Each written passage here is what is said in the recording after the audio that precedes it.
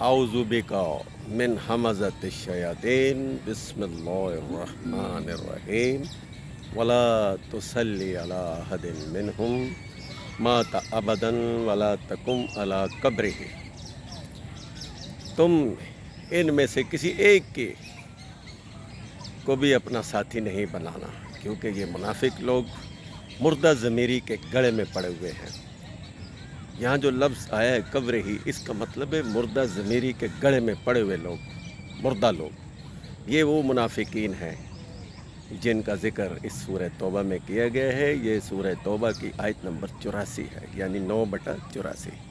اس کا عمومی ترجمہ جو میں نے آپ کے سامنے پیش کیا، اب اس کا خلاصہ یہ ہے کہ یہ توبہ کا مطلب ہے پلٹ آنا اور اللہ کے دین کی طرف واپس آ جانا۔ تو یہ وہ لوگ تھے جو بار بار توبہ کرتے اور بار بار اس کی خلاف ورزی کرتے، تو اللہ نے کہا ان میں سے ایک بھی اس قابل نہیں ہے کہ تم اس کو اپنا ساتھی بناؤ، یا یہ تمہاری پیروی کرے یا تم اس کی پیروی کرو، یہ کبھی بھی نہیں ہو سکتا۔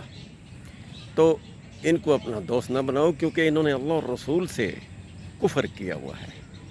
تو اللہ اور رسول سے کفر کر کے کوئی بھی قوم کامیاب نہیں ہوتی۔ یہ جو چینل ہم نے بنایا ارشد قرآنی کے نام سے، اس کو سبسکرائب بھی کریں اور لوگوں تک پہنچائیں۔ اس کا مقصد ہی یہی ہے کہ گھر گھر قرآن کا پیغام پہنچے، اور کہیں ہم بھی تو اس زمرے میں نہ آئیں کہ اگر قرآن کو لپیٹ کے رکھ دیں، تو یہ بھی اس قرآن کی تکذیب ہے۔ ہم نے اللہ کی اس کتاب کو گھر گھر پہنچانا ہے، ہمارا یہ فرض ہے۔ اس میں ہمارا اس کے علاوہ کوئی مقاصد نہیں۔ اور گھر گھر جب قرآن پہنچ جائے گا تو لوگ، ہر شخص اس قرآن کو، خواہ وہ کسی بھی طبقے سے تعلق رکھتا ہے، اپنے ترجمے سے پڑھے اور اپنی اس مادری زبان سے پڑھے گا تو اس کو یہ چیزیں سمجھ آئیں گی، اور اس کو سمجھنا ہی ہمارے لیے ضروری ہے اور لوگوں کو سمجھانا بھی ضروری ہے۔ تو یہ سمجھ کر دوسروں تک پہنچانا ہمارے اوپر فرض تھا، ان الذی فرض علیک القرآن۔ تو یہ ہمارا سلسلہ جو قرآنی چل رہا ہے، اس کے مقاصد بھی کچھ ایسے ہی ہیں کہ ہر شخص اس کا مطالعہ کرے اور اس کے مطابق عمل کرے۔ اور سورہ مائدہ میں جیسے کہا گیا کہ وَمَن لَّمْ يَحْكُم بِمَا أَنزَلَ اللَّهُ فَأُولَٰئِكَ هُمُ الْكَافِرُونَ ظالمون فاسقون، تو وہ لوگ ظالم، فاسق اور کافر ہیں جو اس کے مطابق زندگی نہیں گزارتے، اس کے مطابق اپنے فیصلے نہیں کرتے اور اس کو اپنی زندگی کا حصہ نہیں بناتے۔ اوڑھنا بچھوڑنا ان کا اپنے بزرگوں کی روایات اور دوسری کتب روایات کے مطابق ہے، اور اللہ کی کتاب کو لپیٹ چکے ہیں۔ یہ بھی اس قرآن کو چھوڑ دینا ہے۔ تو یہ اس پر عمل کرنا ضروری ہے۔ اس پر عمل کر کے ہی ہمیں دنیا اور آخرت میں کامیابی ملے گی۔ یہ جو ہم دعا پڑھتے ہیں ربنا آتنا فی الدنیا حسنہ، اور یہ اس کا مقصد ہی یہی ہے۔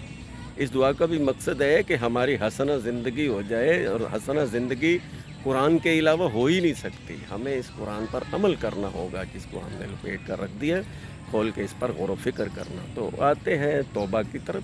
توبہ کا مطلب ہوتا ہے پلٹ آنا، یعنی جو ہم سے غلطیاں سرزد ہوئیں ہم اس کی طرف واپس آ گئے، یعنی اللہ کی کتاب کو ہم نے چھوڑ رکھا تھا تو اب اس کتاب کو اپنا کر اس کے مطابق زندگی گزار رہے ہیں، اور مکمل ضابطۂ حیات اس کو مان لیا ہے، جسے رسول اللہ نے آخری خطبے میں کہا الیوم اکملت لکم دینکم۔